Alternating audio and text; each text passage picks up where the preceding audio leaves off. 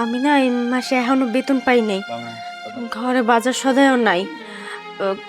আমারে কিছু চাল ডাইল আর হচ্ছে এক পদ তেল দেন না, বেতন পাইয়া টাকাটা দিয়ে দিব।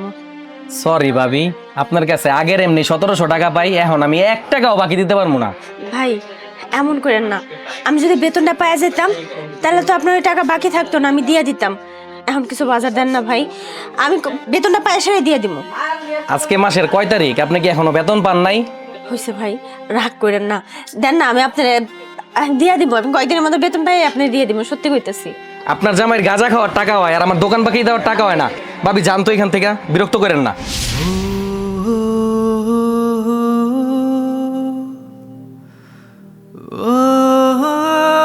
যত সব